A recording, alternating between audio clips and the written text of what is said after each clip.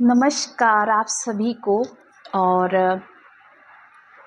मैं प्रीति पांडे आज आपके साथ अपनी खुशी बांटना चाहती हूँ।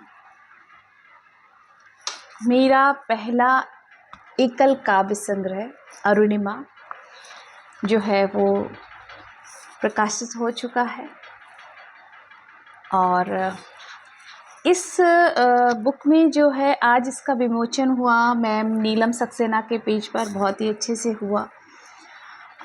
बहुत खुशी हुई मुझे कि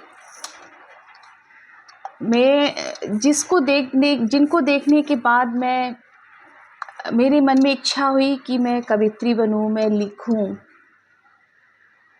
आज उनके हाथों से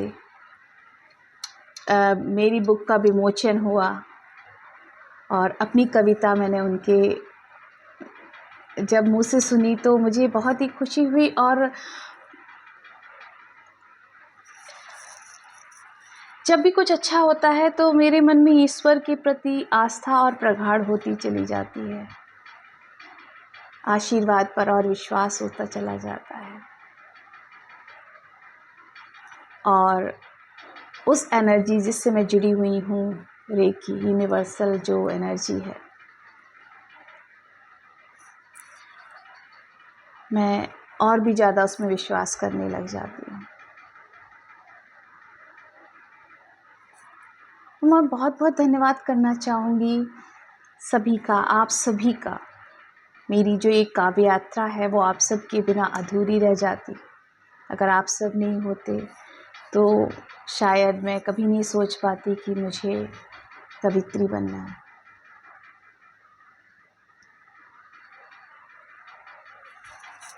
और इसमें लिखी हुई जो रचनाएं हैं अरुणिमा में, वो मेरी कॉलेज टाइम की रचनाएं हैं और इसे पब्लिश किया है हमरू पब्लिकेशन ने। और जितने प्यार से मैंने रचनाएं लिखी उन्होंने उतने ही प्यार से इसको पब्लिश भी किया। तो और मैं इसलिए धन्यवाद उनको भी करना चाहूँगी। और मेरी कोशिश रहेगी कि इसमें संकलित जितनी भी रचनाएं हैं मैं एक एक करके आप सबको उससे रूबरू कराऊं, जिससे आप और कनेक्ट हो सके, मुझसे जुड़ पाएँ और मुझे सुने, लगातार सुने, मुझे और प्रोत्साहित करें ताकि मैं अच्छा लिखूं और आप सब तक अच्छा साहित्य पहुंचाऊं। अगर ईश्वर ने चुना है लिखने के लिए तो मेरी पूरी कोशिश रहेगी कि मैं बहुत अच्छा लिखूं, अच्छा साहित्य दूं मैं, जो आने वाली पीढ़ी के लिए एक मार्गदर्शन का काम करे। तो आज मैं अपनी पहली रचना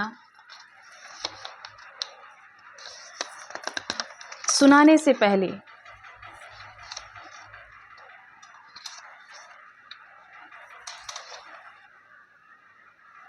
जो मैंने इसमें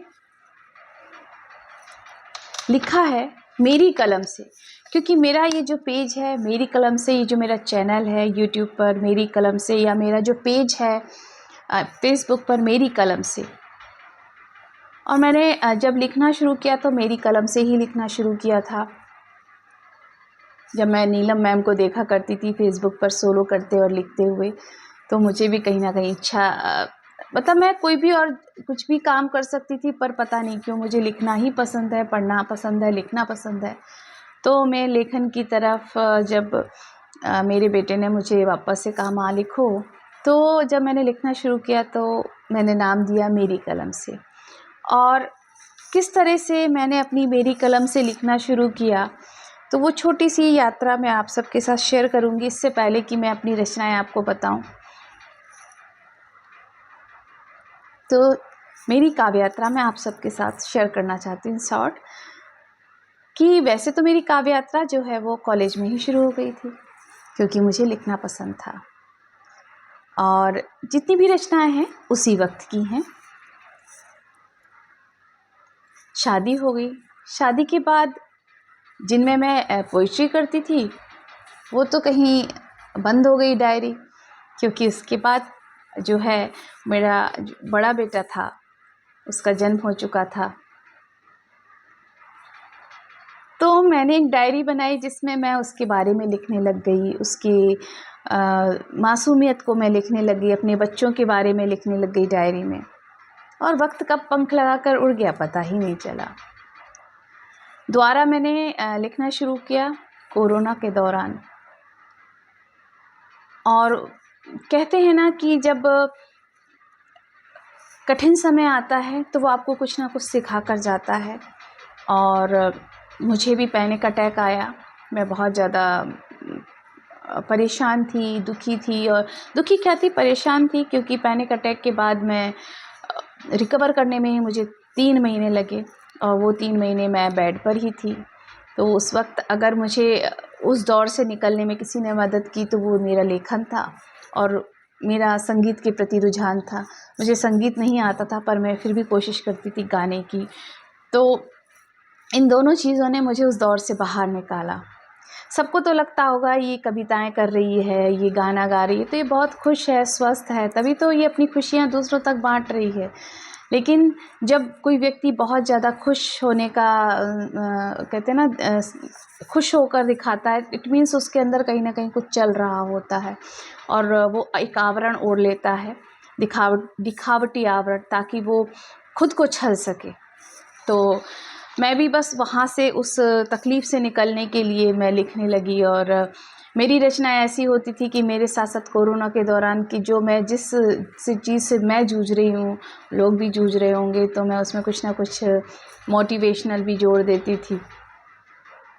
ऐसे करते हुए फिर से मैंने शुरू किया और मेरी रचनाओं को फिर मैं आगे बढ़ती चली गई। मेरे जो है परिवार के सपोर्ट से, मेरे अपनों के सपोर्ट से, मेरे जो फेसबुक पे जो दोस्त हैं, बहुत सारे लोग हैं, जैसे कि अजय भैया, अनूप भैया, अर्चना दी और नीलम मैम, तो उनको तो मैं देख के प्रेरित हो ही रही थी। बाकी सभी लोग, अपर्णा दी या मैं जिसको भी बोलूँ, निवेदिता दी या सुनील भैया, बहुत सारे लोग हैं, मैं किस किस का नाम लूँ, सरिता जी, श्रेय तिवारी जी, उसके बाद पूजा श्रीवास्तव जी, मतलब इतने लोग मुझे मिले हैं कि जिनकी वजह से मेरा कॉन्फिडेंस ना बूस्टअप हुआ। आगे मैं आगे बढ़ने की कोशिश मतलब जब कर रही थी तो लोग मदद कर रहे थे। फिर ऐसे में एक दिन पीयूष गोयल जी आए, बोले आप मेरा इंटरव्यू लीजिए।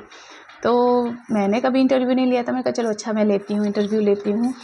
और आप सबसे मैं आज ये शेयर इसलिए कर रही हूँ कि ये जो जर्नी है आपके साथ ही शुरू की थी, तो आपसे ही मुझे लगता है सब पूरा आपको शेयर करना चाहिए मुझे, अपने चैनल के माध्यम से, अपने पेज के माध्यम से।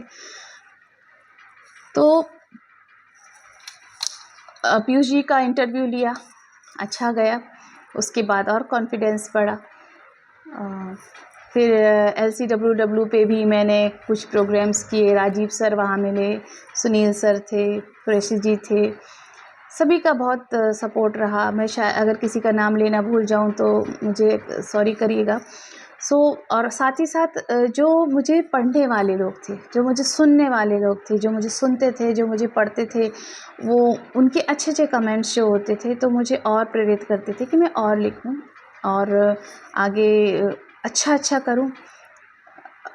तो ऐसे करते करते मेरी रचनाओं को फिर एक लगा कि नहीं, रचनाओं को एक संकलित करना चाहिए। तो संकलन हुआ, उसमें संकलित किया और बस ऐसे करते करते आज अरुणिमा आप मेरे पास में हैं।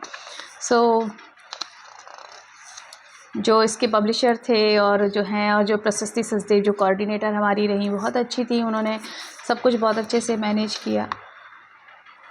और अपनों का आशीर्वाद होता है, बड़ों का, और ईश्वर की अनुकंपा होती है। मैं मानती हूँ मैं ब्लेस्ड चाइल्ड, ईश्वर ने तो अपना पूरा प्यार मुझे दे रखा है।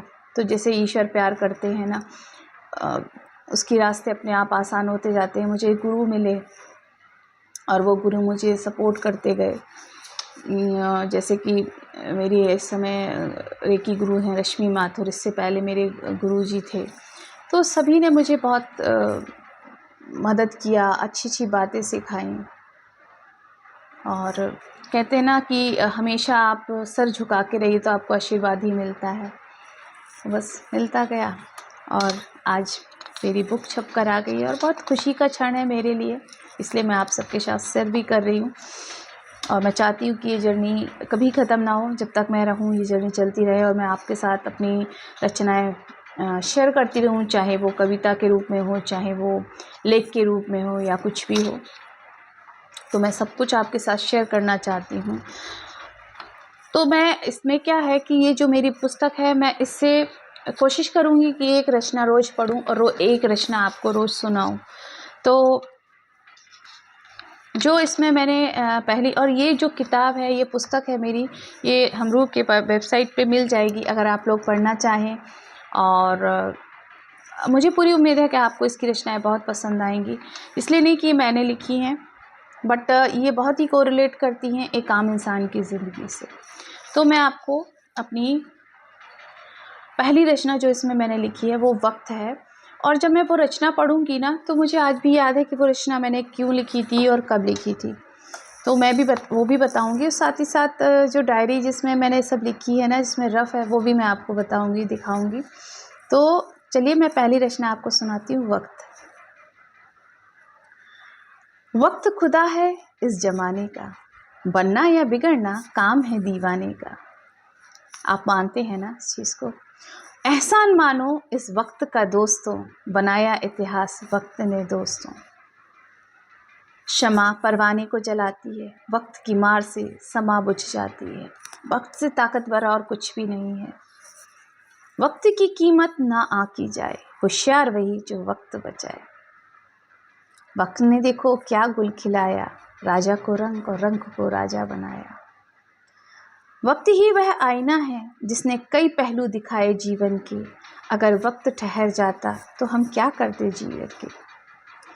चलते रहना वक्त की रीति है और घड़ी को वक्त से प्रीति है।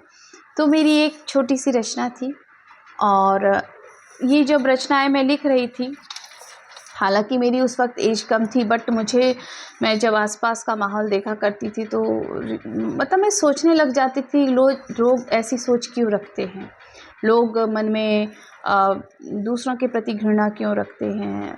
क्योंकि हर किसी का जो प्रारब्ध है वो अपने कर्मों के हिसाब से होता है।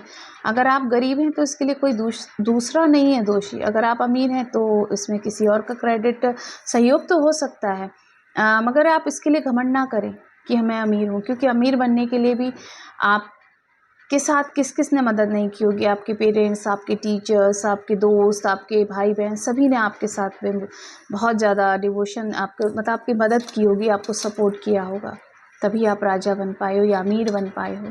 तो ना तो आपकी गरीबी हो ना अमीरी में, उन दोनों में ही।